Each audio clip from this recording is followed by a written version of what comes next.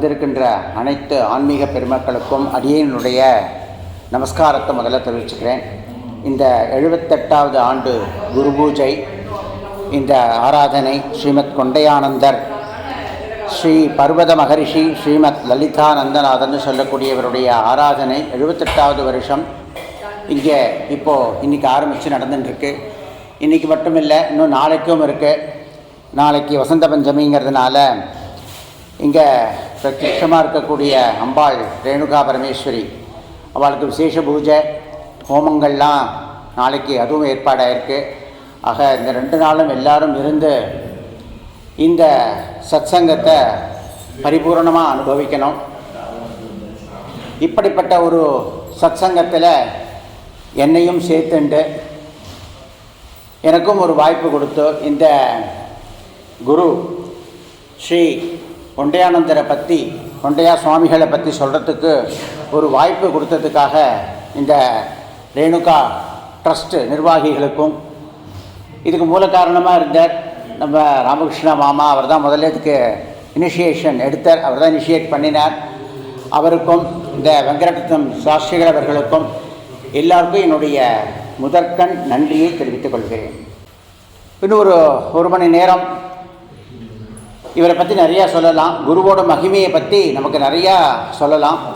ஒரு மணி நேரம் என்னெல்லாம் சொல்ல முடியுமோ அதெல்லாம் சொல்லுவோம். எதெல்லாம் நம்ம இன்னும் அவரை பற்றி தெரிஞ்சுக்க முடியுமோ, தெரியாததெல்லாம் இன்னும் இன்றைக்கி தெரிஞ்சுக்க முடியுமோ அதெல்லாம் தெரிஞ்சுக்கலாம். அவருடைய அற்புதங்களை பற்றியெல்லாம் நம்ம இன்றைக்கி எவ்வளவு முடியுமோ அவ்வளவு பார்ப்போம். ஏன்னா எனக்கு 1 மணி நேரம் தான் கொடுத்துருக்கா. ஸோ அதில் எவ்வளவு சொல்ல முடியுமோ நான் அவ்வளவு சொல்கிறேன். அதுக்கு முன்னாடி இப்படி ஒரு சத்சங்கம் ரொம்ப நல்லா பண்ணிட்டுருக்கா அப்படிங்கிற பொழுது இது ஒரு பெரிய விஷயம். இந்த சத்சங்க சகவாச பலன் அப்படிங்கிறதே ஒரு தனி. இன்றைக்கி எல்லாரும் பாபாவுடைய காரியத்தெல்லாம் விட்டுட்டு இங்கே வந்து இதில் கலந்துட்டுருக்கேள் அப்படின்னா இதெல்லாம் பூர்வ ஜென்ம புண்ணியம்.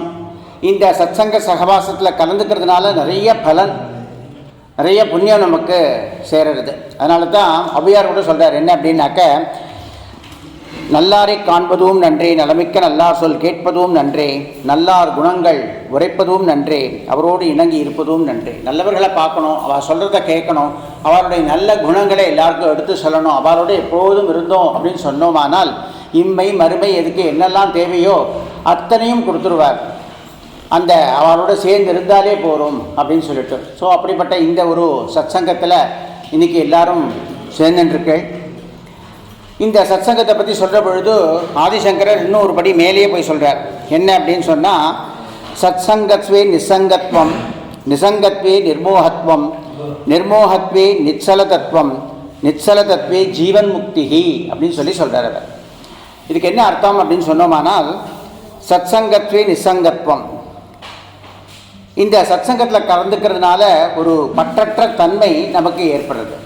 இப்போ இந்த உலகத்தில் நமக்கு எல்லாத்துலேயும் ஒரு பற்று இருக்குது.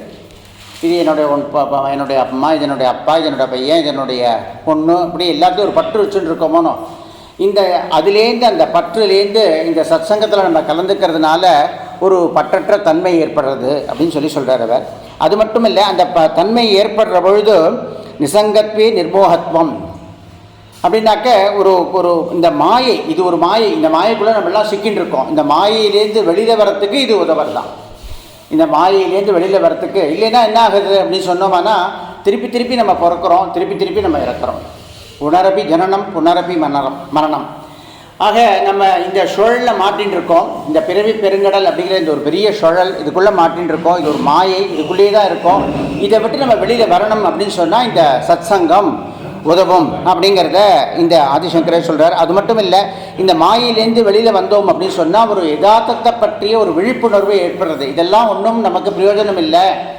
இந்த வீடு, காரு, வாசல், அது அத்தனையும் நமக்கு எதுவுமே பிரயோஜனம் இல்லை, இதெல்லாம் நம்ம கூட வரப்போகிறதில்லை அப்படிங்கிற ஒரு விழிப்புணர்வு ஏற்படுற பொழுது நம்ம என்ன பண்ணுறோம் அப்படின்னு சொன்னோம்னா, ஆன்மாவுடைய விடுதலைக்கு சிந்தனை பண்ணுறோம். அப்போது ஜீவன் முக்திஹி, அந்த ஜீவன் முக்தி அடைகிறது. அது மூலியமாக நமக்கு மறுபடியும் பிறப்பு அப்படிங்கிற இந்த பிறப்பு இறப்புங்கிற ஒரு சங்கிலி தொடர் மாதிரி மாட்டின்னு இருக்கோமோனோ, அதுலேருந்து நம்ம விடுபடுறோம் அப்படின்னு சொல்லி ஆதிசங்கரர் சொல்கிறார். ஆகையினாலே இந்த சத்சங்கம் எங்கெல்லாம் நடக்கிறதோ அங்கெல்லாம் போங்கோ, அங்கெல்லாம் உங்களால் என்ன உதவி செய்ய முடியுமோ அந்த உதவி செய்யுங்கோ.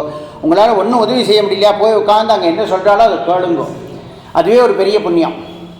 ஒரு ராதா கல்யாணம் நடக்கிறது, ஒரு ருக்மணி கல்யாணம் நடக்கிறது, ஒரு வேத பாராயணம் நடக்கிறது, ஒரு ஆராதனை குரு பூஜை நடக்கிறது, இப்படி என்ன எங்கே நடக்கிறதோ அங்கெல்லாம் போங்கோ.